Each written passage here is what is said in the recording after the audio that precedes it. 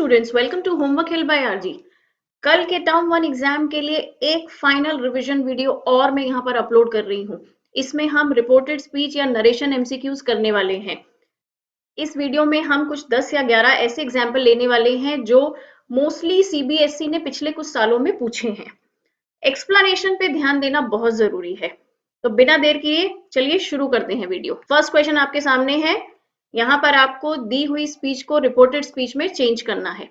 Sunita asked Venkat how much is the rent for your flat. ये एक interrogative sentence है।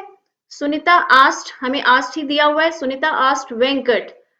WH family से जब भी आपका सेंटेंस स्टार्ट होगा तो वहां पर आपको कोई भी कनेक्टर नहीं लगाना है। इसलिए Sunita asked Venkat how much the rent for your flat was.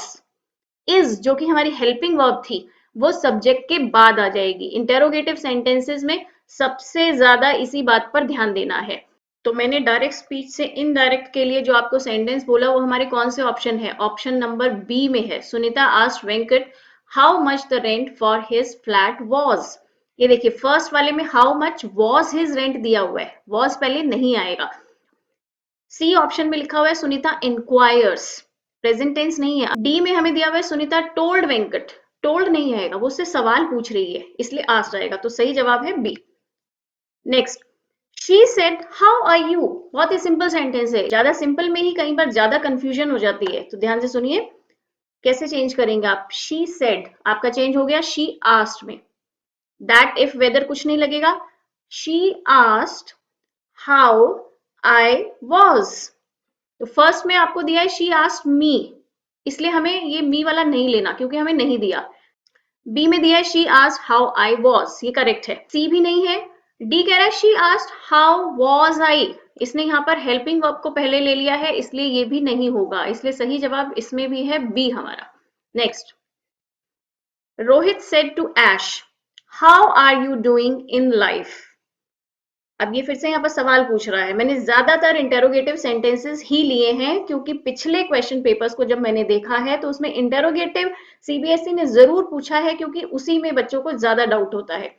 Rohit asked Ash how, ऐश कौन है यहाँ पर? हम प्रेज्यूम कर रहे हैं कि गर्ल है। हाउ, या फिर आप ऐसे कर सकते हैं हाउ शी ओब्लिक ही। तो हम देखते हैं कहां पर दिया हुआ है। How she was doing in life. आर जो है आपका वॉज में चेंज हो जाएगा और शी के बाद वॉज आएगा। How she was doing in life. तो ए ठीक लग रहा है। बी में आपको यहाँ पर दे दिया है टोल्ड, इसलिए ये नहीं होगा। सी कह रहा है Rohit asked Ash how was she doing, helping verb को पहले दे दिया इसलिए ये भी नहीं होगा। Rohit asked Ash if she was doing good in life, इसने तो पूरा का पूरा सेंटेंस ही चेंज कर दिया, इसलिए बचा option A. Next, the lady said to the maid open the gate. ये आपके इंपेरेटिव सेंटेंसेस में है जहां पर हम कोई ऑर्डर दिया जा रहा है, रिक्वेस्ट की जा रही है, उस टाइप के सेंटेंसेस लेते हैं। The lady said to the maid, तो लेडी जब मेड को कहेगी तो मेड को आप ऑर्डर करते हैं, तो इसलिए हम यहाँ पर आस्क्ड सेड टोल्ड नहीं लेंगे, हम लेंगे ऑर्डर्ड। तो वो हमारे पहले में ही दिया हुआ है द लेडी ऑर्डर्ड। अब वो क्या कहेगी? द लेडी ऑर्डर्ड दैट वगैरह नहीं आता इसमें आपका, सीधा आप नेक्स्ट वाले पार्ट को कनेक्ट कर देंगे। The lady ordered the maid to open the gate, to लग जाता है बस आपके इन्वर्टेड कॉमा की जगह, तो ये सही लग रहा है। बी कह रहा है the lady asked the maid to open the gate. सिर्फ अगर ये दिया होता कि the lady said open the gate तो हमें ये नहीं पता लगता कि वो ऑर्डर दे रही है, रिक्वेस्ट कर रही है या कमांड दे रही है, इसलिए तब हम इसको यूज कर सकते थे the lady asked to open the gate. लेकिन यहाँ मेड हमें स्पेसिफिकली दिया हुआ है, तो बोथ ए एंड बी नहीं ठीक होंगे, हमारा ठीक होगा ए। नेक्स्ट है I said to him don't read my book. ये आपका नेगेटिव में आ गया है, इसको ध्यान से समझिएगा। ये हो सकता है बहुत से बच्चे इस चीज को पहली बार ही सुन रहे हो तो उन्हें लगेगा कहीं मैम कुछ गलत तो नहीं पढ़ा रही, ये बड़ा टिपिकल है। मैंने उससे कहा कि मेरी किताब मत पढ़ो, तो रिक्वेस्ट तो नहीं हो सकती है। अगर वो ये कहता है यहाँ पर कि please don't read my book, तब हम कहते हैं रिक्वेस्टेड, इसलिए ये वाला नहीं है आपका। I ordered him not to read my book, वो ऑर्डर भी नहीं कर रहा, ऐसा भी कोई हमें अलग से वर्ड नहीं दिया गया है, इसलिए ये भी नहीं होगा। I forbade him to read my book, ये फॉरबेड क्या होता है? ये है फॉरबिड की पास्ट फॉर्म। फॉरबिड का मतलब होता है किसी को कोई काम करने के लिए मना करना। तो फॉरबिड की पास्ट हो गई फॉरबेड। अब इन दोनों में से कौन सा आएगा? I forbade him to read my book, I forbade him not to read my book. D वाला आएगा? नहीं, सी वाला आएगा, क्योंकि फॉरबेड का अपने आप ही मतलब है मना करना। नेगेटिव जो है वो उसी में आ गया, आई फॉरबेड हिम, मैंने उसको मना किया कि मेरी किताब मत पढ़ो। तो यहां पर I forbade him not to read, not से कंफ्यूज नहीं होना है कि मेन सेंटेंस में भी नेगेटिव था तो इसमें भी हमें नेगेटिव लिखना है। हमारा नेगेटिव पार्ट जो है वो फॉरबेड में ही आ गया। इसको ध्यान से सुनिए और समझने की कोशिश कीजिए।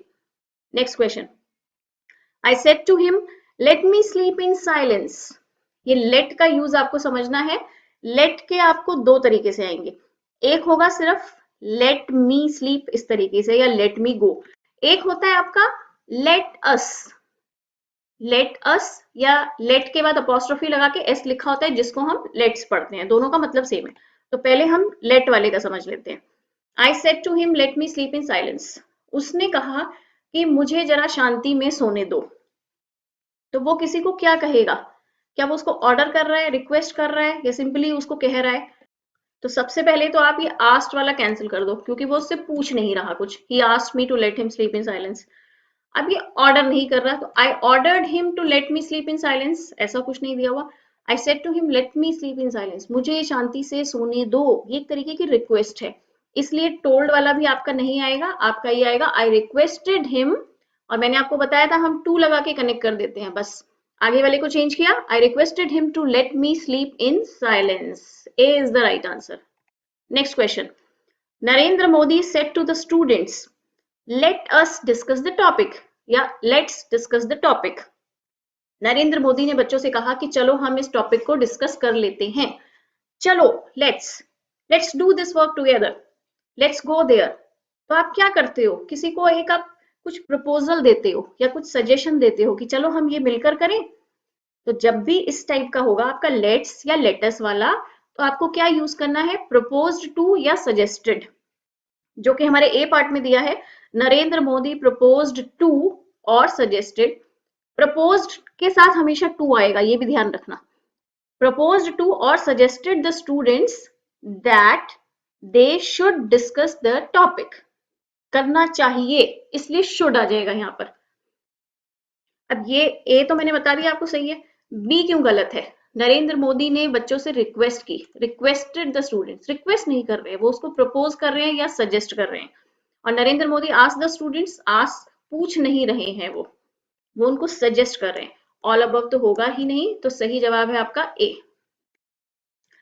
नेक्स्ट कहता है, ये वाला क्वेश्चन आपका जो अभी लेटेस्ट सैंपल पेपर आया था सीबीएसई का 2021 वाला, उसमें पूछा गया था। मैंने पूरा का पूरा सैंपल पेपर भी वहां पर डिस्कस किया हुआ है। अगर अभी भी आपके पास टाइम है थोड़ा, तो आप इसको कर सकते हैं। Larissa said why don't you join me for dinner tonight. ये सेंटेंस कई बच्चों को बहुत ही नया सा लग रहा होगा, इसको कैसे चेंज करें। ये भी आपका प्रपोजल या सजेशन आ रहा है। वो कह रहे हैं कि लेरिसा ने कहा कि आज रात के डिनर के लिए तुम मुझे ज्वाइन क्यों नहीं करते, तुम मेरे साथ क्यों नहीं चलते। तो वो प्रपोजल दे रही है या सजेस्ट कर रही है। तो प्रपोजल वाला तो हमें चारों ऑप्शन में कुछ नहीं दिए। पहला कहता है Larissa suggested I join her for dinner that night. तो आपको ध्यान रखना है एक तो कि टू नाइट को आपने दैट नाइट में बदला कि नहीं, ठीक है, ये इसमें चेंज कर दिया। लेरिसा सजेस्टेड, सजेस्ट भी कर रही है। बीच में कोई कनेक्टर नहीं आ रहा क्योंकि WH फैमिली से स्टार्ट हो रहा है। तो Larissa suggested I join her for dinner that night, ये ठीक लग रहा है। बी पार्ट कह रहा है Larissa suggested that I should join her for dinner that night. इसमें भी वो सजेस्ट कर रहा है और उसने टू नाइट को दैट नाइट में भी चेंज कर दिया, लेकिन उसने कनेक्टर भी लगाया है। WH फैमिली में वैसे आता नहीं है, लेकिन कुछ एक्सेप्शनल केसेस में हम इस तरीके से कि that I should join her for dinner that night ऐसे भी लिख सकते हैं। तो बी भी करेक्ट है। सी कह रहा है Larissa insisted that I should join her for dinner that night.